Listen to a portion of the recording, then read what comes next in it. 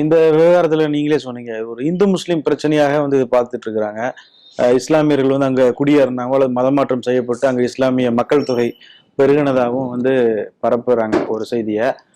ஆனா வந்து வரலாற்று ரீதியா பார்க்க போனா அந்த காஷ்மீர் பகுதிங்கிறது வந்து ஜைன புத்த மதங்கள் தலை தூங்கின பகுதி தானே. ஜம்மு பகுதி, அடுத்தது காஷ்மீர் பகுதி, அடுத்தது லடாக் பகுதி. அந்த லடாக் பகுதியில தான் என்னன்னா கிட்டத்தட்ட 47 விழுக்காட்டினர் வந்து புத்த மதத்தை சார்ந்தவங்க. அதுல ஒரு 6 விழுக்காடு இந்துக்கள் இருக்கிறாங்க. மீதி இருக்கக்கூடிய பகுதியில இஸ்லாமியர்கள் இருக்கிறாங்க. அதுபோல ஜம்மு பகுதியில வந்து பெரிய அளவுல இந்துக்கள் அதிகமா இருக்கிறாங்க. காஷ்மீரி பகுதியில் 97 விழுக்காடு வந்து இஸ்லாமியர்கள் தான் இருக்கிறாங்க. இப்போ என்னன்னா இப்படி எல்லாரும் கலந்து இருக்கிறது தான். இப்போ இவங்க என்ன பண்றாங்க, இப்போ இவங்களோட திட்டமே என்னன்னா இதை 3ஆ உடைக்கணும் என்பதுதான் இவர்களுடைய இறுதி திட்டம். காஷ்மீர் தனியாக, ஜம்மு தனியாக, லடாக் தனியாக. இப்போதைக்கு என்ன பண்ணியிருக்காங்கன்னா ஜம்மு காஷ்மீர் தனியாகவும் லடாக் தனியாகவும் பிரிச்சிருக்கிறாங்க. லடாக்கையும் என்னவா வச்சிருக்காங்கன்னா சட்டமன்ற உறுப்பினர்கள் இல்லாத சட்டமன்றம் இல்லாத ஒரு யூனியன் டெரிட்டரி, இப்போ அந்தமான் நிக்கோபார் மாதிரி வச்சிருக்கிறாங்க. இப்போ அந்த யூனியன் டெரிட்டரி யார் நிர்வகிப்பாங்கன்னா இவங்களே நிர்வகிப்பாங்க. இந்திய அரசே டைரக்டா வந்து கண்ட்ரோல் பண்ணுவாங்க. எல்லா சட்டத்திட்டங்களும் அங்கே பேசுவதற்கு, அந்த பகுதிக்காக குரல் கொடுப்பதற்கு கூட ஆள் கிடையாது இப்போ லடாக் பகுதிக்கு. அந்த மாதிரி அதை மாத்திட்டாங்க.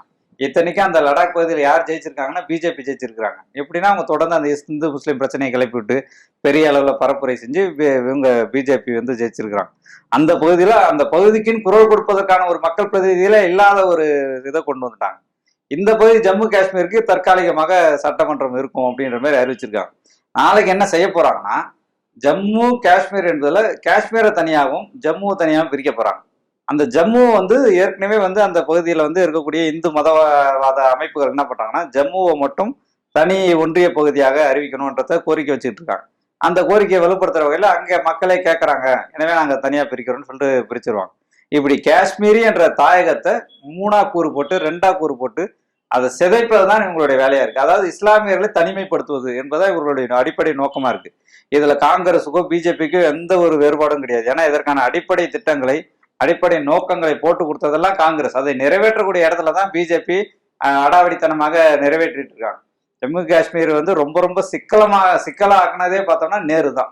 ஏன்னா ஷேக் அப்துல்லா கிட்ட எல்லாத்தையும் பேசிட்டு அவரையே சிறையில் அடைச்சி பிளபிசிட் நடத்தாம, கருத்து வாக்கெடுப்பு நடத்தாம அதை அப்படியே சிதைச்ச போக்கு நேருகிட்ட தொடங்குது.